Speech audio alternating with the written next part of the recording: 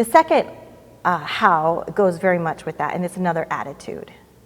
It's forgiveness like the Father, mercy like the Father, Yes. right? Because the family is the place where we learn the real hard lessons of life, right? And it's the prime place to answer the needs, the three great mysteries that when you want to grow in the transcendent and the habits of prayer, there are three great mysteries that will develop over time. Those mysteries are the mystery of the relationship, right? First, it's who am I and who are you? And who are you, God? Who am I to you? So like the Good Shepherd tells us, I am the Good Shepherd and I know my sheep and they know me. And it's this I-thou kind of relationship that the youngest child needs to know. And it starts by a modeling of the parent with the child.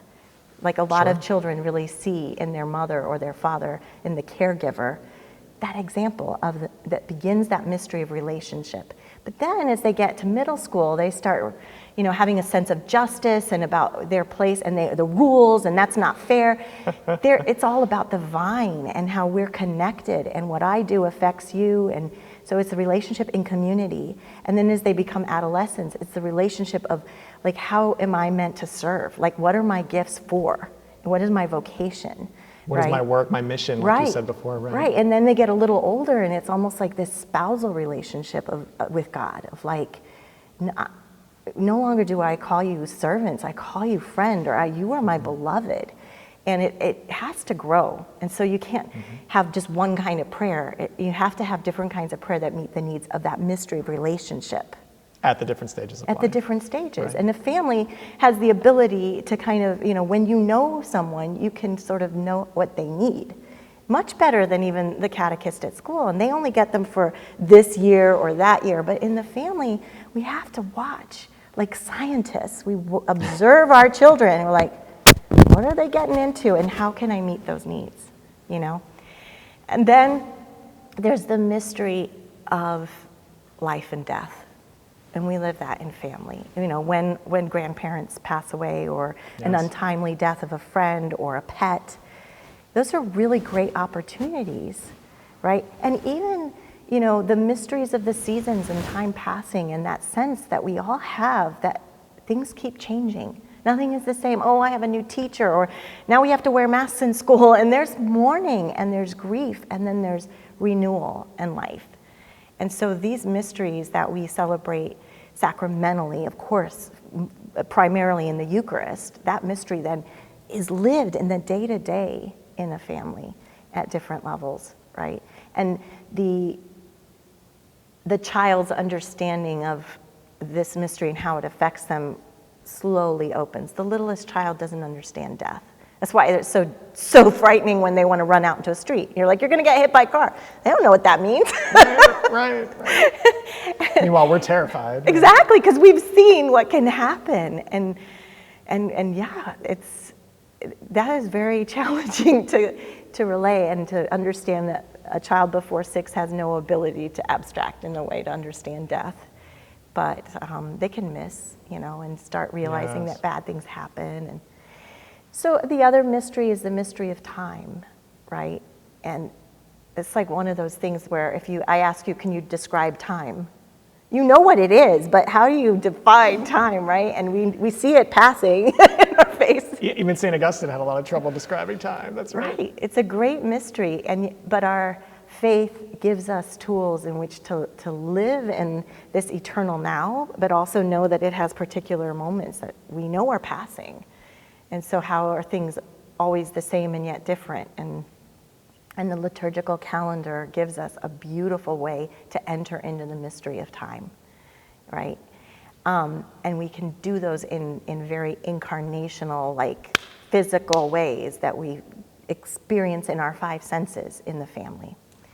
So going back to that second how about mercy like the Father. Yes. I was just thinking about, while we're living these mysteries, we are experiencing in the family the opportunity to really change our hearts. And I think one of the most beautiful things that Jesus said was, Father, forgive them, they know not what they do, right?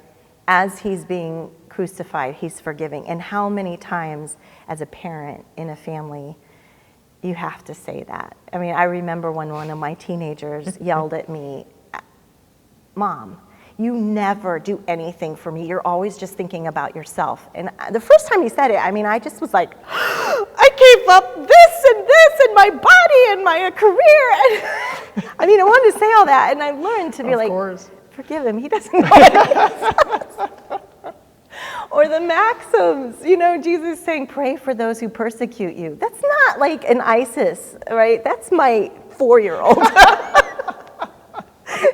That's my teenager, you know, who will just never remember to text when he's not going to be home for dinner. Or, you know, it's like our nearest, dearest forms of persecution. Right, and sometimes it's your spouse, you Absolutely. know.